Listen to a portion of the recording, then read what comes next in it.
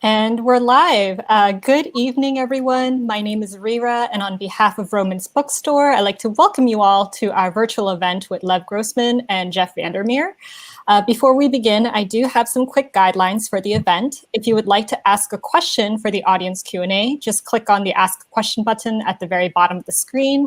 You'll be able to vote for questions as well, so the popular ones will make their way to the very top of the list.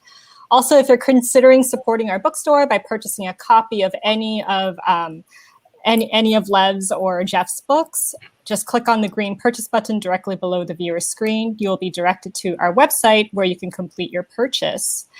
And with that said, let me briefly introduce our speakers for tonight. Lev Grossman is the author of 5 novels, including the #1 New York Times best-selling Magician's Trilogy, which has been published in 30 countries. A TV adaptation of the trilogy is now in its 5th season as the top-rated show on Sci-Fi.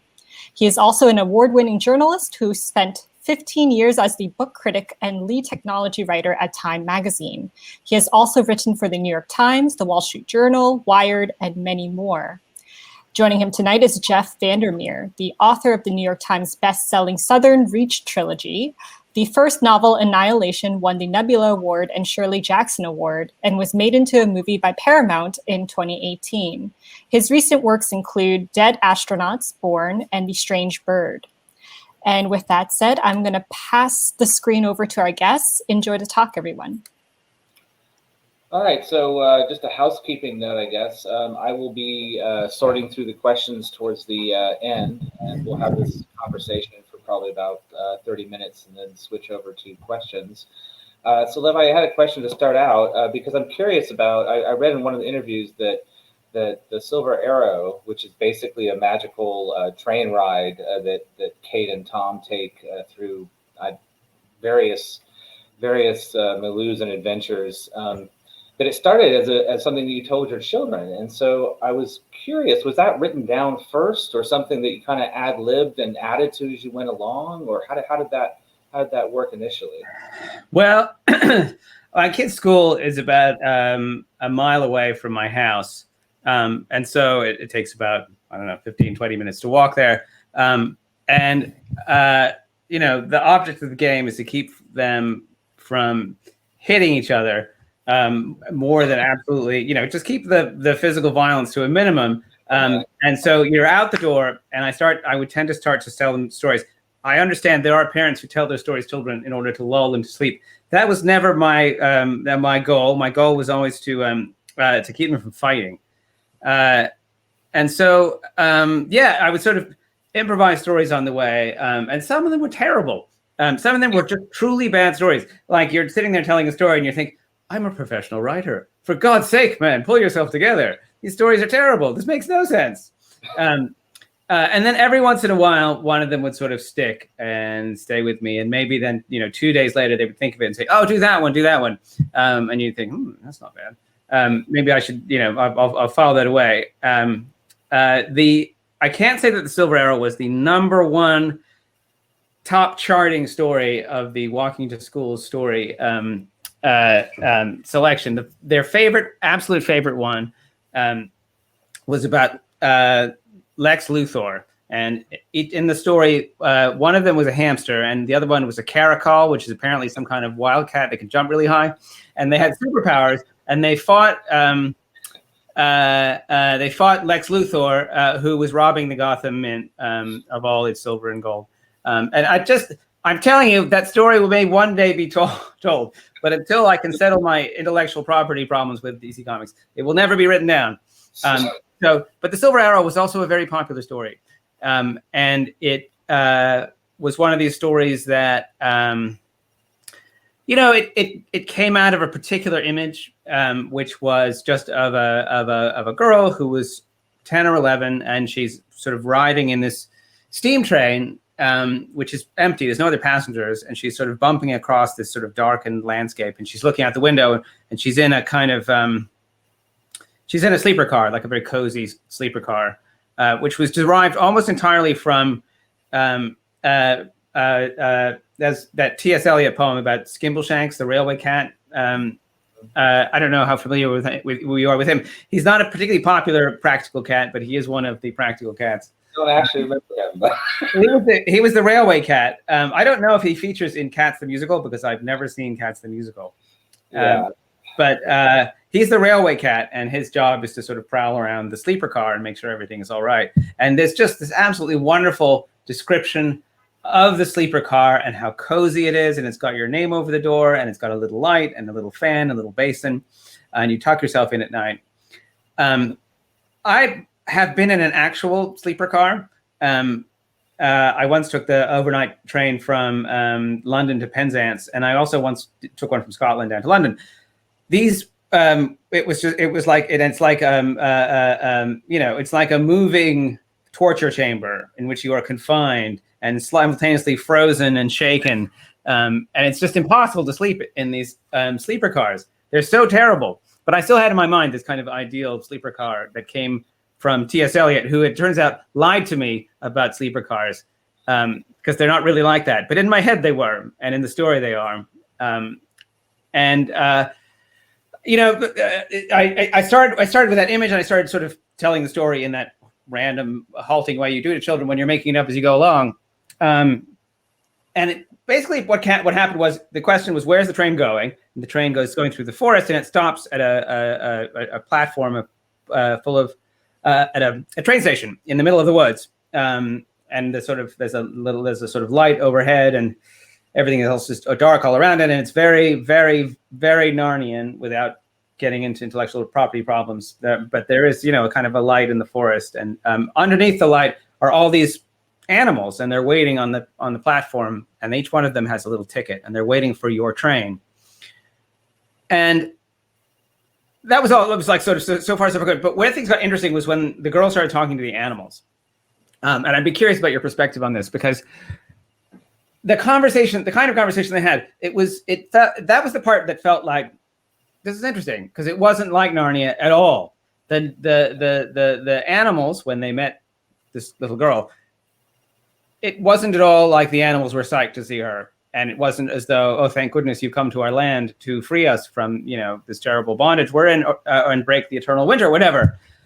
It was much more of, we are living this kind of nightmarish apocalyptic reality of which you and your species are the author. So let's talk about this, because you have some explaining to do. Yeah, well, I mean, I like the fact that they were very earnest, and I mean that in a good way. So they were not, to my mind, like meta, or what I'm saying, that they were kind of honestly themselves, if that makes sense. So it's one of the things that I admire about animals, and that attracts me to them as characters. I like talking animals a lot, and part of what I like about them is that they have certain personal qualities which I feel myself to lack. Animals are they're very unselfconscious. They are very present in the kind of mindfulness sense. They are always very there in the moment. They don't spend a lot of time, as far as I can tell, I could be wrong, they don't spend a lot of time fantasizing about how things might be, and they don't sort of agonize about that stupid thing that they said in math class in 7th grade, which I'm still thinking about right now. It's so vivid. It's like it's happening now. They're very there with you, and they're very purposeful, and they're just very much themselves. And I admire that about them, and it makes them fun to write about. But I'm going to actually turn it back on you for a second, because you also have talking animals in Peculiar Peril. And they occur, I feel like they're sprinkled throughout your Irv. And I wonder if it's anything similar that attracts you to them as fictional subjects. Well, actually, it is in part because of Narnia, which, I read it at the right age to really appreciate it and everything. But I did have a question about the talking animals. I honestly felt, why did they ditch this fascist totalitarian government for a constitutional monarchy? I don't know why I thought that way, but I thought, why didn't they form their own government? So when I wrote Peculiar Peril, which is kind of interesting, Lev contributed to the Thackeray T. Lambshead Cabinet of Curiosities a while back, an anthology that then led to, in a way, Peculiar Peril, because it's about the grandson of the doctor and his mansion and what the grandson finds there, including his portals to another world. And Lev was kind enough to let me use the name of the character in his story, as even though it's a totally different character in Peculiar Peril. But yeah, so I actually often bounce off of talking animal characters. I think in part because, especially here at the Ravine, I know all the individual animals.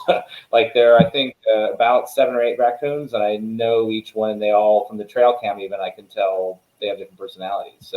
So one thing I appreciate about the Silver Arrow is I didn't get that bounce off feel, because this is the area in which I'm most likely to bounce off of something in fiction. Although you have, I feel like, a different relationship to animals than myself, because you are occasionally to be found in nature, whereas I almost never interact with the natural world in any way. In Brooklyn, where I live, it is very easy to avoid the natural world. But you could not say of me that I am an avid hiker or indeed outdoorsman of any kind. But you actually hike and sort of go around and encounter animals. Yeah, well, I do. That's mostly what I do nowadays. In fact, for my Twitter feed, apparently that's all I do, and I don't write books. It has dangers. Today I was talking to a weed in the front yard, which is not a normal thing. It's more of a day 230 of social isolation thing. But the neighbor coming by and kindly saying, "Oh, I thought you were on your Bluetooth or something." So they knew. But yeah, it is a different relationship. But I thought that, but that earnestness is, again, the thing that I thought was really useful, and also the fact that I often bounce off of factual information that's incorrect. And you actually, it's quite interesting that you have about the animals. You actually have nice little details that. In a different context, that are just like nice lessons too, but not in like a didactic way. Like you have the gray squirrel thing, and the whole thing about invasive species, which is kind of the rant that I go off on lately anyway. So I really appreciated that. So that kind of thing, you know. It's been my experience that children, and really most people, have. It's not that their curiosity about animals, even someone like me who avoids animals in person, but everything about them is interesting, and the more you learn about them, the more interesting that they become. I mean, it's so bizarre, the whole story of why there are starlings in the United States. It's just it's one of those, animals are one of those things that the further you drill down, the more interesting they get. And I learned something too. I did not know that baby pangolins were called pango pups, unless you made that up. I would never make up such a truly terrible fact. It saddens me that baby pangolins are called pango pups. Man was given freedom to name the animals, and I sometimes feel like we did a poor job. We abused that freedom. Well, what would you call pangolins otherwise then? I don't know, but I wouldn't call their children pango pups. I think pangolini was a perfectly good, that's a good option. I will say something about pangolins that I did not put in the book because I felt as though the world wasn't ready to know it, which is about that thing about their tongues. Pangolins have very long tongues. Their tongue is about as long as their body, and they, they'll stick it out, and it's incredible. It's like this weird ribbon that keeps unscrolling. It's like a party gag, but their heads are so tiny. And at a certain point, when I was attempting to kind of personally inhabit the kind of physicality of a pangolin, as I do as part of my writing process, I started to think, well, where does the tongue go? Where does the tongue go? Because it's too large to be in its tiny little head, because it only has a tiny little mouth, which is part of what makes it so cute. And the truth is, when the tongue is not in use, it goes back down all the way into the pangolin's chest, where it rests, coiled, like a gross pink snake. Ready for use. And I found that image of a pangolin harboring a snake-like tongue within it so disturbing that I had to back away. Although weirdly, there's a tongue fact in Peculiar Peril. There is, because this is oddly like what woodpeckers do, except woodpeckers, their tongue, which has to go down into these holes to get ants and other insects, they coil around their brain. So in Peculiar Peril, I thought it would be hilarious if that fact was like the passcode for various secret societies. So they keep saying this fact over and over again. In fact, it's kind of interesting because although Peculiar Peril is not set on a train, there is a magical train scene. I know. And you mentioned a funicular, and I have a funicular as a very slow getaway scene into Peril. I was having these little moments of recognition there. But I have to go back to one thing. With regard to the violence of your children and the stories, when you say that this was the second most popular, do you mean that this was the one that most quelled the violence next to the other one, or just... It held their attention. And they had questions about it. Children have one of the things that compelled me to write a middle grade book, which is it's sort of a weird thing. I have made a career out of writing, but I have only ever written for adults. And I feel as though sometimes when you see a writer kind of cross genres in that way, one looks askance at it and sort of said, well, what exactly are you trying to get away with? Like, we actually didn't ask for a middle grade book from you. You're not a middle grade writer. But there's something about the way children read and experience stories. We knock children as having low attention spans and things like that. But when you do get their attention, it's so complete. They're so willing to be bound up in a story and swept away by it, and they're so willing to be uncool about it. They just invest enormous amounts of emotion in it. And when you're telling a story and you watch them and you've got them, it's so wonderful. When writing a story, it's a bit like a duet. You're giving them the words and they're imagining everything for you, and kind of making this little movie of it in their heads. And children just are so wonderful about that. And they give themselves so completely to a story. And so when I was telling the story, and I could see that they were interested in it, and they wanted to know more about the train, and could you get on the roof, and could you jump off it? What would happen to you? Suddenly, that sort of spigot of questions was turned on. And so I created the story together a little bit there, because the questions started creating part of the narrative, right? Yeah, it's true. Well, it's not unlike that feeling of being on a runaway train, because you're going down the tracks and the kids are sort of hurling questions at you, and they're throwing details into the story, and you're like, wait, does that stick? Does that make sense? Can I use that? Would that even work on the page? There was a whole sequence where they stop at a train station, and the train station is occupied not by animals or humans, but by furniture. And there's all these chairs and umbrella stands and tables and things like that, and lamps. And then all the lamps and tables, they have tickets, and they get on the train and they ride a few stops and then they get off again. And the kids they truly loved that bit, and that was their bit. And I had to take it out because it made no sense and it didn't really advance the story. And I blamed it on my editor. I couldn't tell them that Daddy took out the talking furniture. So when they read, then did they read this in draft as well, or after it was published, or or after it was in advanced copies, or? I read it to them when it was in galleys. I did the thing of using my children as market research, and I read them the thing start to finish, and I observed when I lost them, or when their attention wandered, or when they had questions that were not answered. So I really waited towards fairly far into it. After they knew the beginning of the story, its origins, and then they heard it sort of toward the end. I realized there would be a limited number of times that they could hear it, so I wanted to sort of take advantage of it. It's a ghastly thing when you're telling a story and you're like, this is pretty good, and you're like, first of all, you're like, I am such a goddamn good father, man. Here I am telling my kids this quality story. They are getting good fathering here, and then you think, wait, maybe I could sell this for money. It's a terrible moment when you realize you're going to do it, but then you go ahead and do it anyway. So I should note that one of the viewers here just commented that this is better than the TV show Love Island, which I guess they're missing right now. So thank you for that update on how things are going.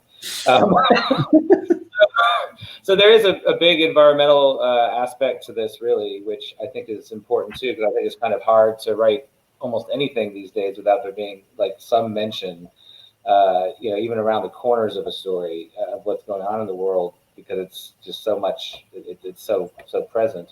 And I was curious, you have two very different scenes that I thought were both very effective. One is the tree scene, without giving too much away for those who haven't read it, which I would say is a very kind of in the moment expression of nature. But I don't know if I want to give away what that scene is. And then there's basically a part where the animals kind of deliver a message to the children. And so I was wondering, what were your thoughts on like, are those both part and parcel of the same thing? Is it a kind of a heart versus head, thing, like to get a message across, or is it? Well, it's more what, like you said earlier in the question, you can't get away from it. I'm a pretty resolutely unpolitical writer. My books tend to be they don't tend to be epic that clashes between states or even between citizens and government. It's like 5 people, and it focuses on kind of their interpersonal dynamics, and then there's some magic stuff, which is just magical. Politics is something that I never felt. It's just incredibly challenging to mix into a story without it becoming an argument, and without you losing every single reader who disagrees with your politics in every way. And so I really back, to the extent that there is an environmental message, I hate to use that word, in Silver Arrow. My hope is that it's part of the story, because I've really backed into it. Now, leaving aside my own personal politics, which are fervent and extreme, I didn't want there to be more environmental stuff in the book than there absolutely had to be. And when it was there, I wanted it to serve the story and have emotion, attached to it. Because one never truly feels as though one wants to be hectored by a story about politics. I think even if you agree with the politics, I think it's very difficult to meld the two. And yet, at the same time, if you're writing about the natural world in any way and you don't want to completely lie and airbrush everything out of it, you can't get away from it. Yeah, and actually, I encountered, even in just environmental classes, when I talk to high schools and stuff, at least at that age, they definitely want more direct stuff anyway now, which is kind of a challenge for a writer, because I know, like you, I don't want to write didactic. I don't want to have the message be so blaring, because it's really supposed to be the subtext, right? So that's interesting. I'm curious, were there any animals where you were like, I am definitely not putting that animal? Like any phobias you have, or anything that you're like, can't do that, can't go there? Well, that's a good question. I'm sure that is the case. I mean, it was more hard it was harder to cut animals. There were animals that I was invested in, and found really fascinating, and wanted to do that kind of deep dive with that you do when you're writing about something. And yet, there's only a certain number of people I can have in a room and still be able to write dialogue where everybody's involved. Otherwise, there's just too many he says and she says. It just gets confusing. So I really had to limit the size of the ensemble to the number of people I could write a dialogue for, which is about 5 or 6. And so, there were animals who, to my great disappointment, ended up on the cutting room floor. A Wolverine, for example. I feel as though Wolverines have been overshadowed by their X-Men namesake. But in fact, there's a lot of interesting things that one wants to know about Wolverines. And I definitely wanted to get away from the generic animals that have been overused, and get into some quite specific animals. I didn't want to just have a snake. I wanted there to be a very particular snake. But then I thought I didn't want it to be like an exotic pet store. So why don't we have a porcupine? And not only is it a porcupine, that's a porcupine who has a prickly, defensive personality. I really sort of leaned into the cliche there. But tell me about marmots, because having read your book, which is long and has quite a bit of marmot content in it, I still am very unsure as to what a marmot exactly is. It's basically a woodchuck. Anything in the woodchuck groundhog family is a marmot. And I have. Is marmot a generic term, like an umbrella term for? I think there might be regional terms involved, and I might be using one from a region. I don't even know which region I'm using it from. But it actually occurred because I used bears too much, subconsciously, because we spent, when I did the TV series thing for AMC, the option, we had to parse out the bears in that book from the bears and other things I had written to the point where there's like 5 paragraphs just defining what a bear is with regard to this one book. And I think my subconscious, because originally there were going to be bears in this book, but my subconscious was so scarred by that I went with marmots. I'm glad that I did, because I think it has a very different tone than if it had been bears. I think Jeff, we can't, just being honest between us, we can't say that the book is free of bears. There are bears. Well, that's true. There is a bear gun. This is the other thing that someone let me use.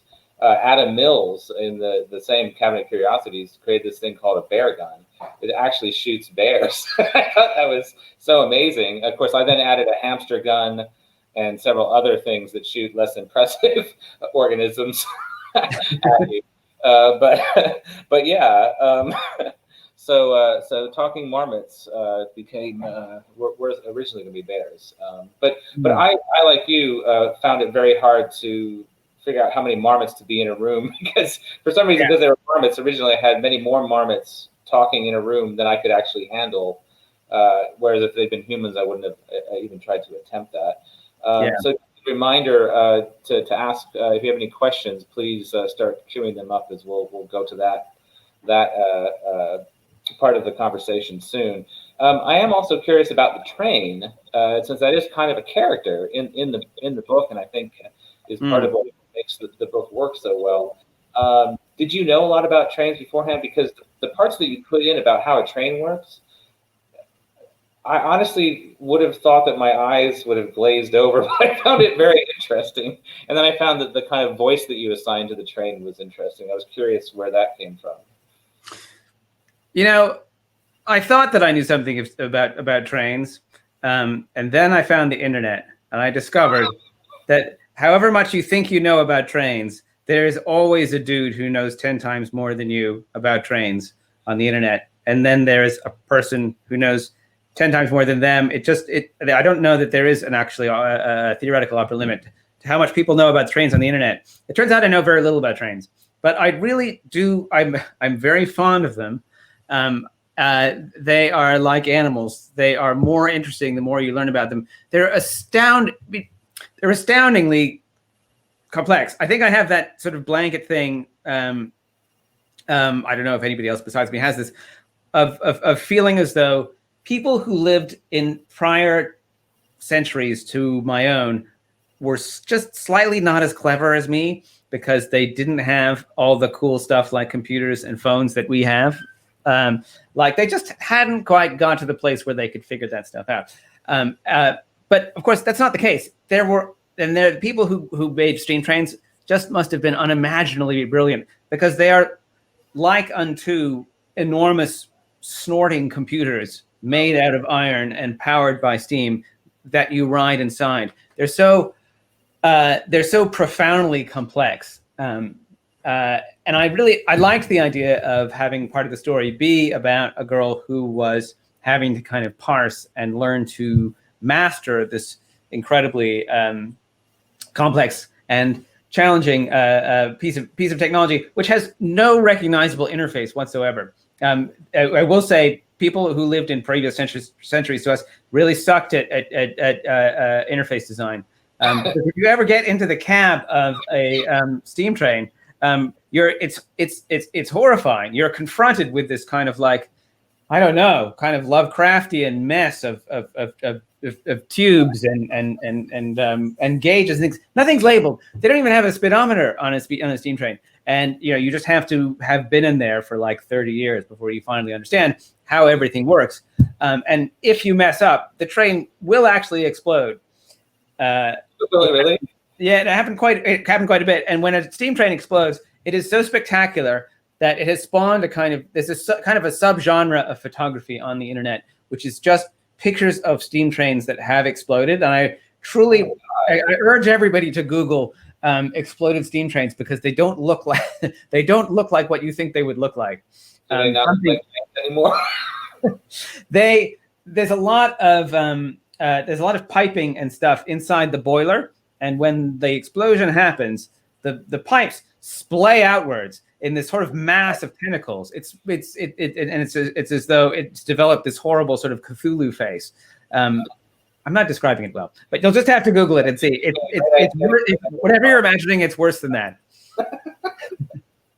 Anyway, so I became I very much enjoy trains, and I like the idea that when you're in a train, just as a storyteller, if somebody is in a train, they're sort of moving along through this landscape, and they're discovering kind of the wonders of this landscape that are around, and they're going places, and they're having adventures. And yet at the same time, there is a kind of world within the train that they can explore. And so you're sort of, it's a world within a world, and sort of there's a wondrous world outside and another one inside. And the one inside is sort of more compact and cozy, but, you know, sort of equally fascinating. I feel like some inspiration for the train comes from the much maligned, deservedly so, movie Wild Wild West, which had a very cool train in it, which I don't remember anything else about that movie, but I do remember there was a great train, and I may have borrowed little bits and pieces of it for the Silver Arrow. And you're very adamant, a library car, but no weapons car. And is that in part because of the original purpose of the story with regard to your children's violence? You know, I felt that it would. I felt that it would be too. I felt it important to acknowledge that the children would desire a weapons car, and also to express to them that a weapons car would have gone too far. It's not impossible that I may cave in future installments of the Silver Arrow story about the weapons car thing. My mind recoiled at it, but you know, in my life, my mind has recoiled at many things, which I have later come to embrace. Soft weapons. So I feel like it's not something that I want to rule out. Was there an inspiration for the train in Peculiar Peril? Is there a particular train experience that you had? Because it's not a really positive train experience that they have necessarily. No, it's not. It's they have to jump off the train. In fact, every time I write about a train, for some reason, the 3 times I have, it's always something where they have to jump off of it, and there's really no good. You never really have a good experience on it. But you know, I grew up with these British children's books growing up in Fiji, to the point where I can't remember all of them, but I do remember a lot of them had trains in them. So I'm fairly sure that might be where it kind of came from.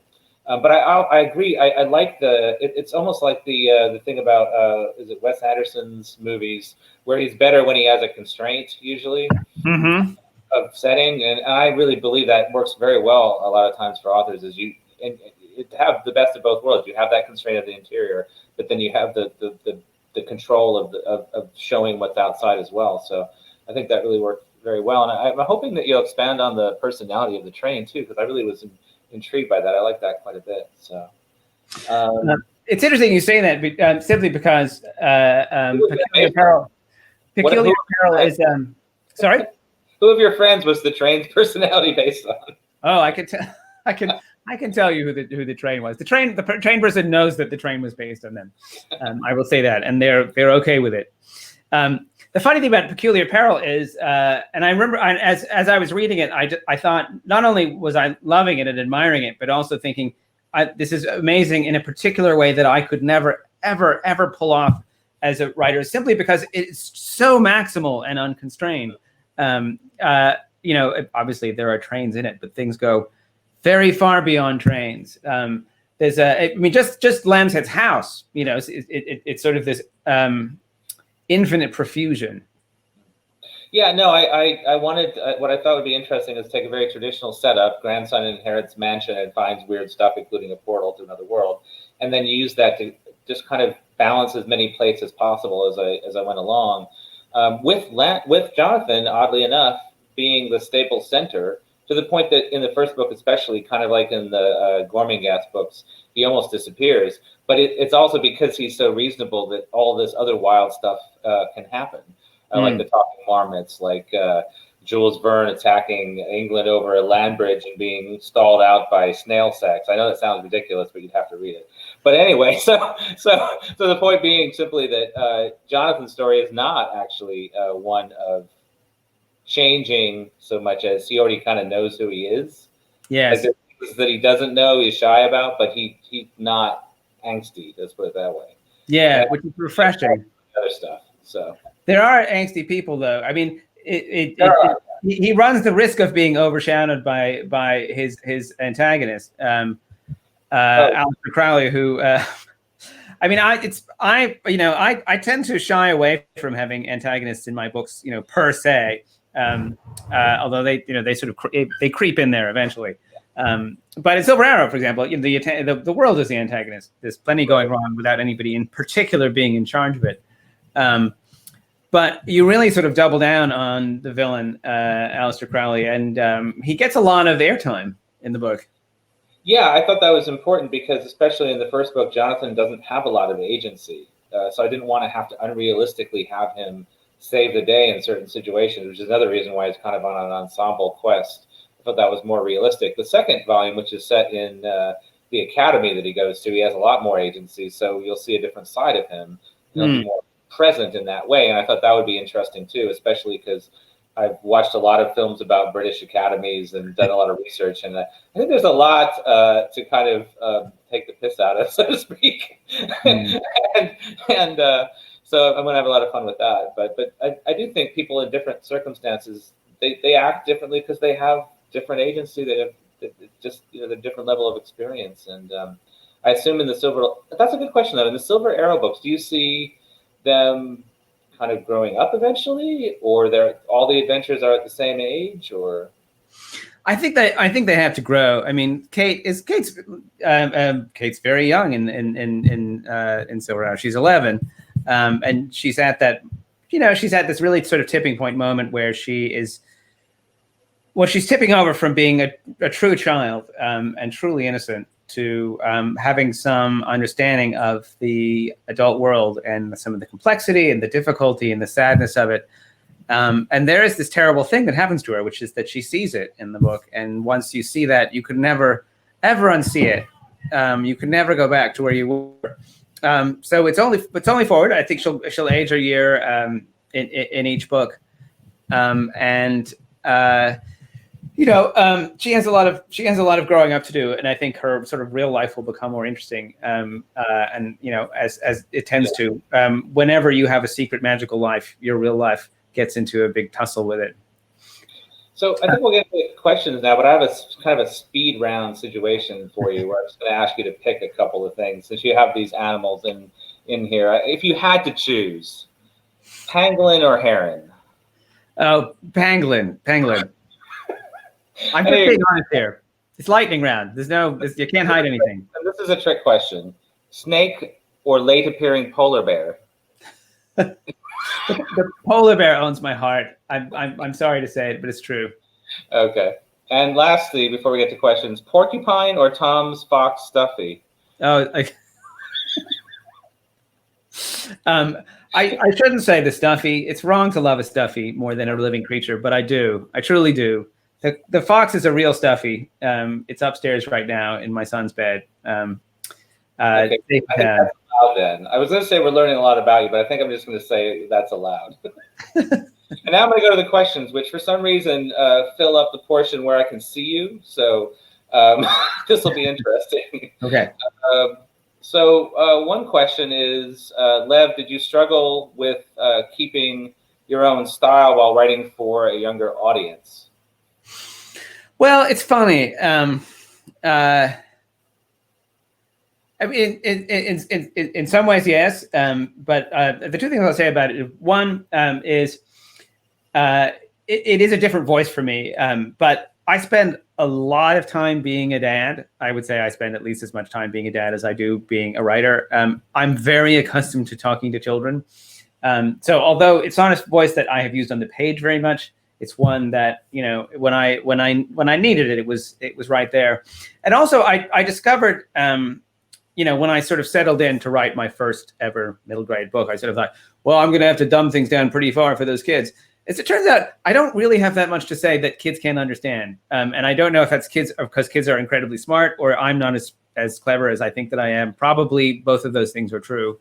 But there wasn't as much modulating as maybe I expected or as you would think. I had to take out all of the swear words. I didn't get to use any of them, which I miss them. But I'm putting them all into my next book.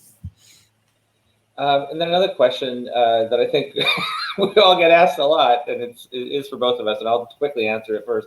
How has your writing changed or amount of writing changed during the pandemic? And I would just say I've been under contract for a novel that features a woman who is fleeing across a devastated landscape. So I just channeled my own terror and stress and put that into the book to get past being frozen. But Lev, how about you? Have you been working on anything, or are you?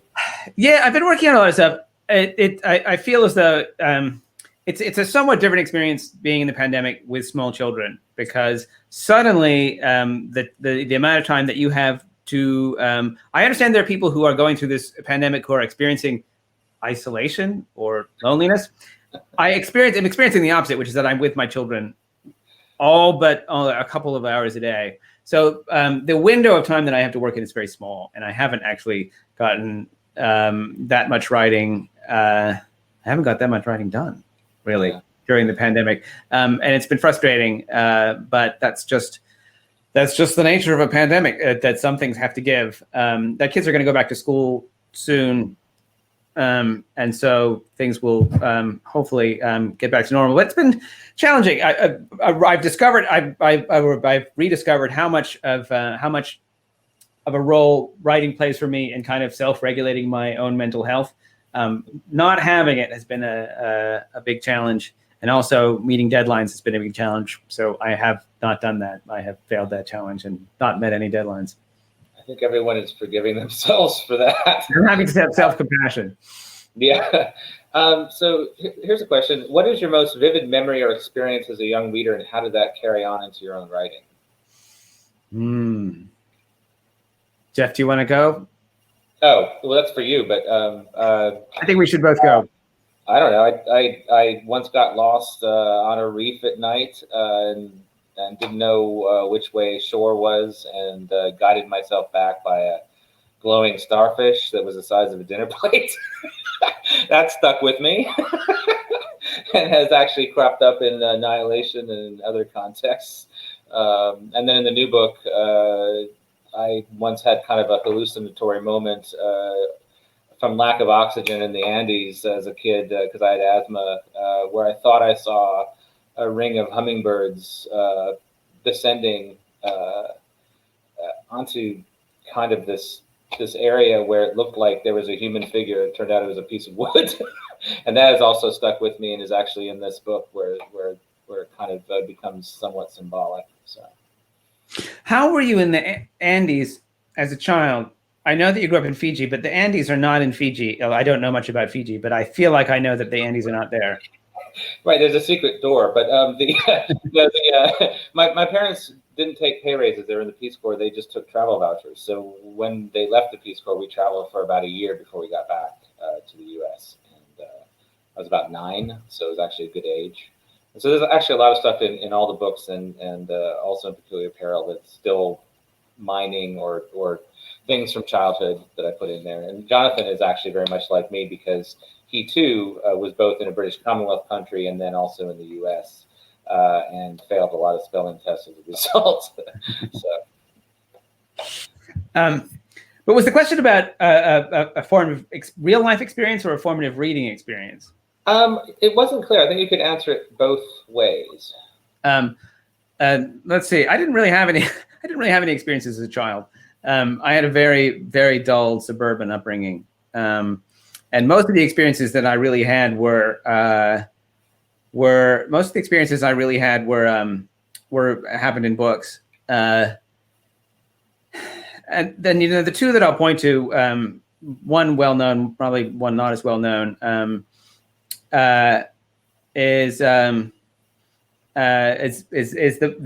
the moment when Lucy goes through the wardrobe into Narnia, which I've read and reread so many times since then, and it's never really lost its power. It's an extraordinary piece of writing, and really one of those moments where the unreal feels absolutely real.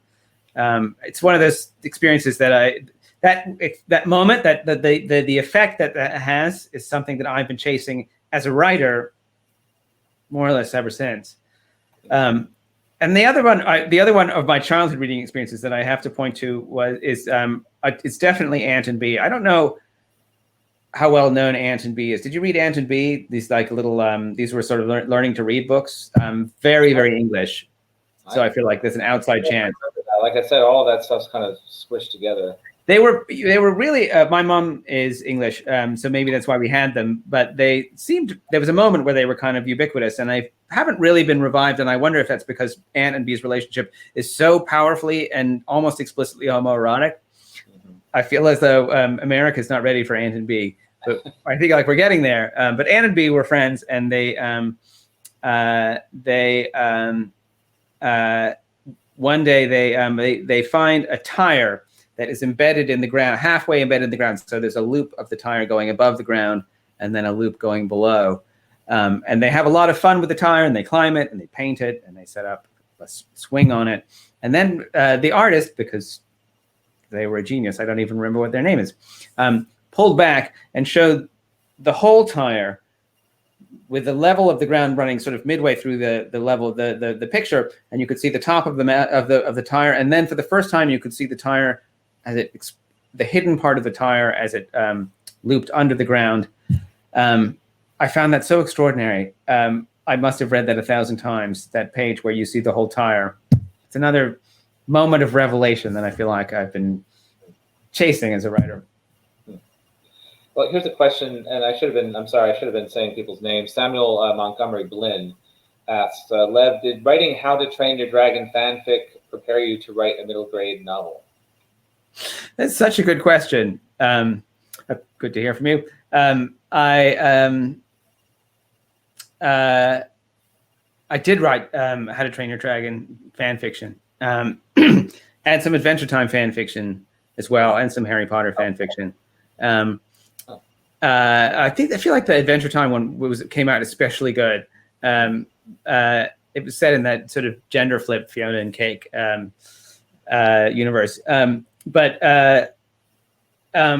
Yeah, it was good. It was. I mentioned before that kind of voice of talking to children and telling them stories, which I use a lot in my daily life. But it was interesting to try to put it on the page, because that was the first time, actually, when I wrote that fic. That's the first time I ever tried to do it, to write something for that audience.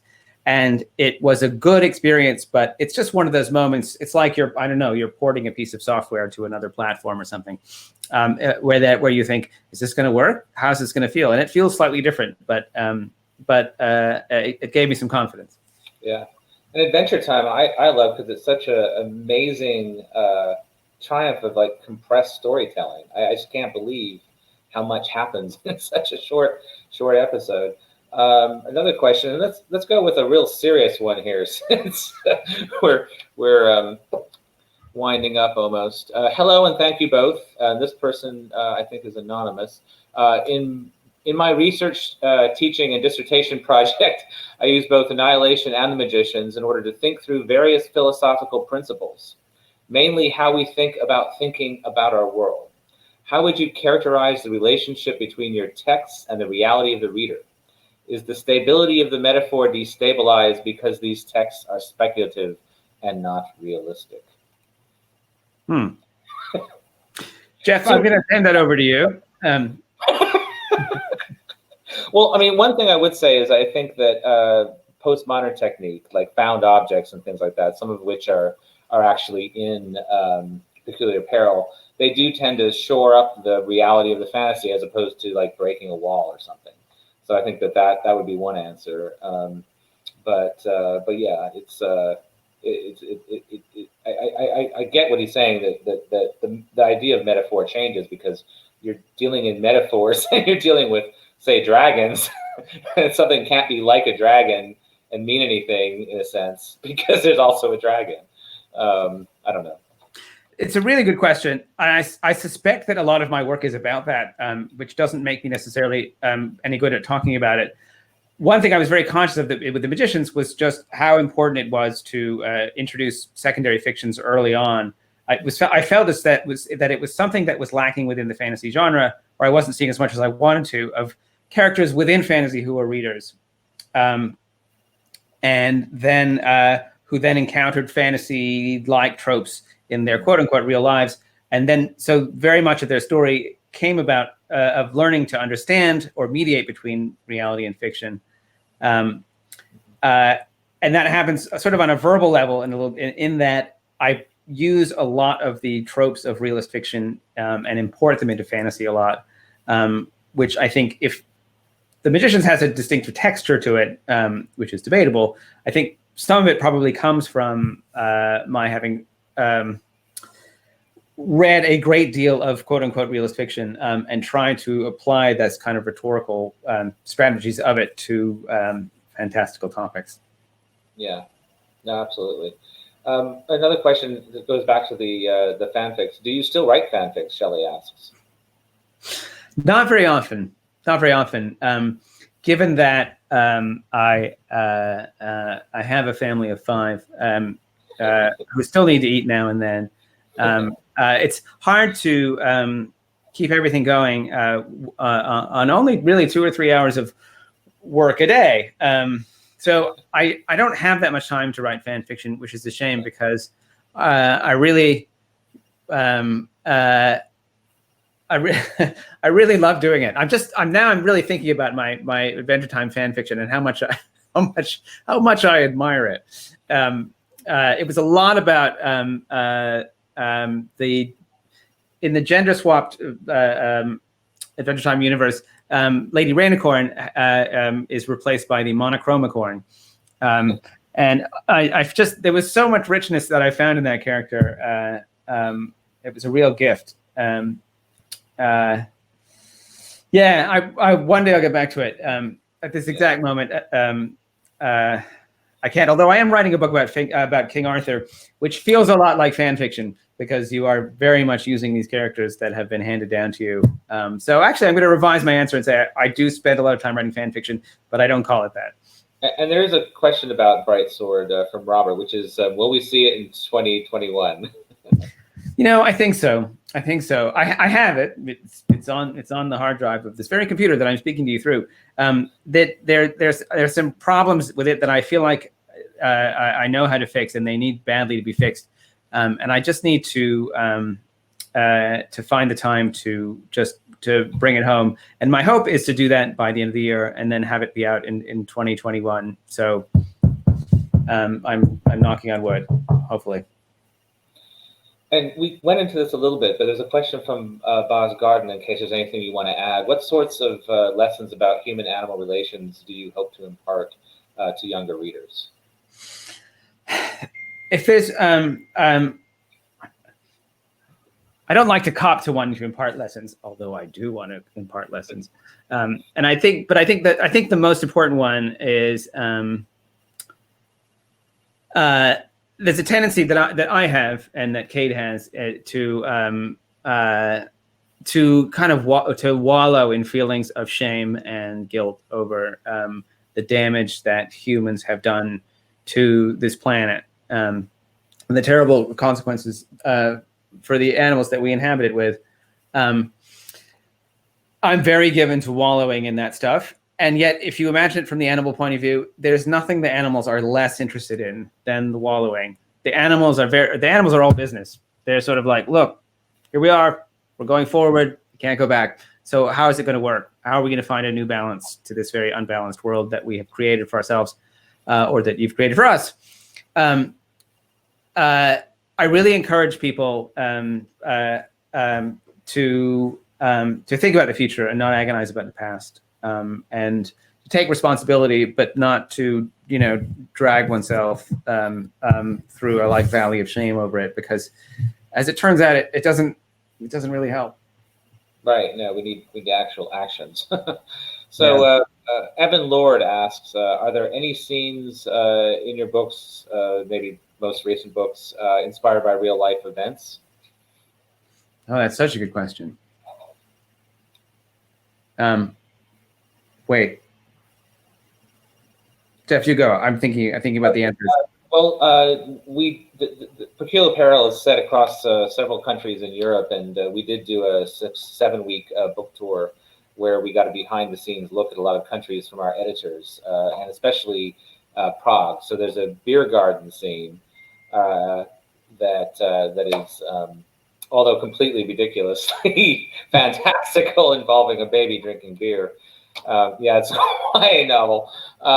The setting is actually, and anything set in Prague is stuff that's very dear to and close to my heart, and the details are actually, especially in volume 2, are very much taken from real life and experiences we've had with friends there. So.